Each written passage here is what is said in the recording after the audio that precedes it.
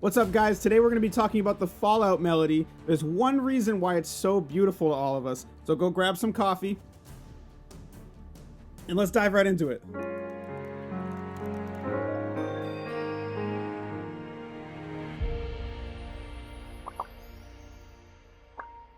All right, guys, here we are. I got my piano view set up. I'm going to run through it one time and then we're going to talk about it.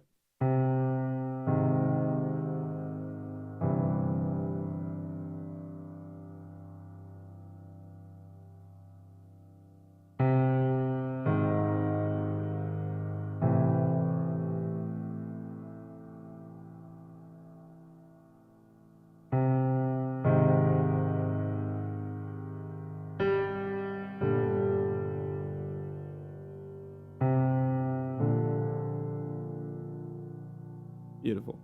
All right, so there's one major technique being used here, and it is modal mixture.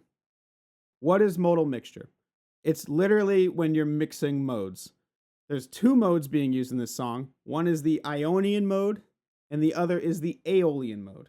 Don't be scared of these names. Ionian just means major, and Aeolian just means minor. So the two scales being used here is your major scale, we're in the key of C,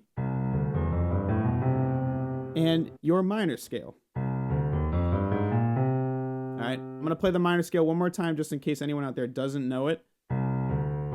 It's the same as C major, but it has an E flat, an A flat, and a B flat. All right, your third, sixth, and seventh are flat.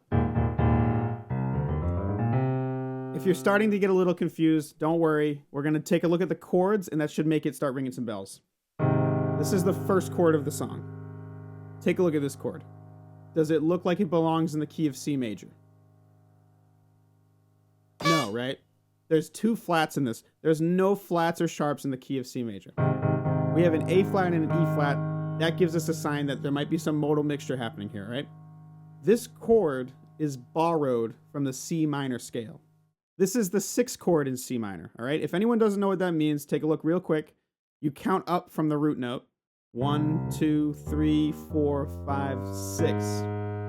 That's our sixth chord in the key of C minor.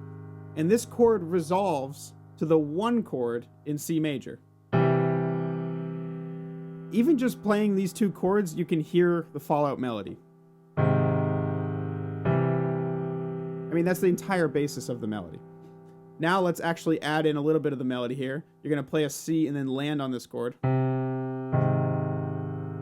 And then you're going to play a C chord, but you're going to play it over G, which means G is the lowest note. Like that. And take a look at my hand here. Notice G is the lowest note. C over G.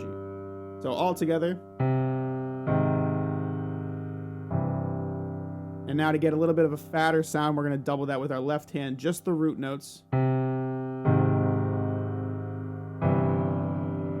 Right? And then if I really want to get crazy, I'm going to turn my reverb back on.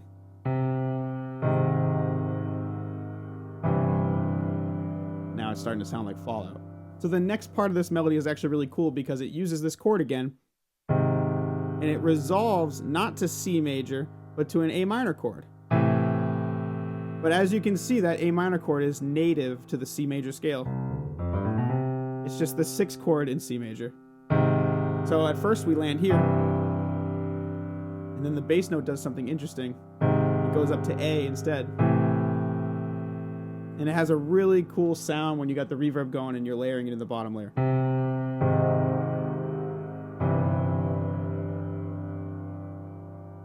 This next part's going to raise question marks.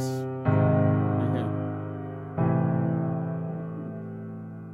Just an interesting flavor there. What I'm trying to convey to you guys is the whole reason you find this beautiful is because of this modal interchange. I'm going to prove that to you right now. I'm going to play this melody, and it is not going to change to C major. I'm going to stay in C minor the whole time. All right, here we go.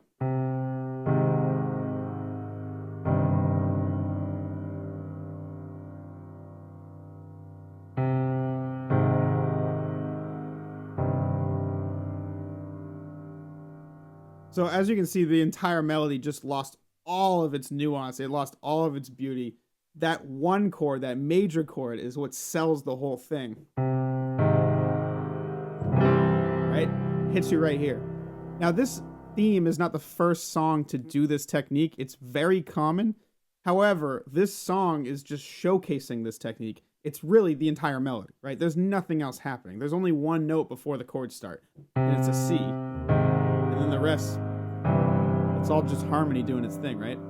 So how can we apply this technique to our own music? The first way and the easiest way, and I do it all the time, and it's a complete cheat code in music, and it never fails, is to write a chord progression in minor, and every time you land on your one chord, you make it major. So I'm going to make a quick chord progression in A minor.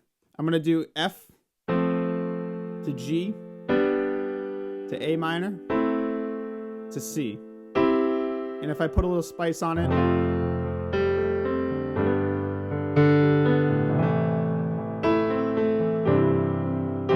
right, there's my minor chord progression. All right, but I'm not doing the thing, right? My A chord, whenever I land on it, is going to be major from now on. Just going to add that C sharp in. Let's hear what it sounds like.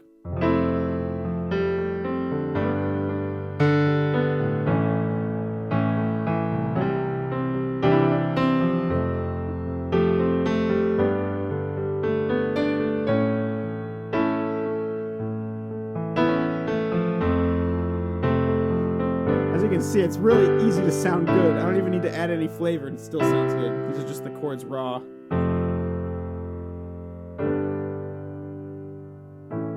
Whew. The money note, guys, I'm telling you, is the third, the major third. Classical composers knew this, and they would do what's called a Picardy third, where at the end of their little minor song, they would always end it with a major third. Nowadays, we just throw it wherever we want because it sounds so good. Why not?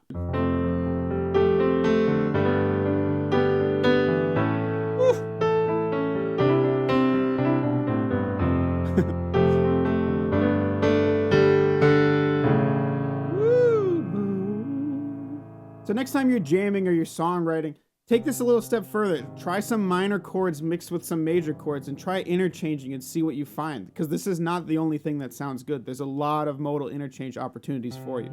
If you found this video helpful, it would mean the world to me if you could like, subscribe, and comment. Thank you guys for watching and take care.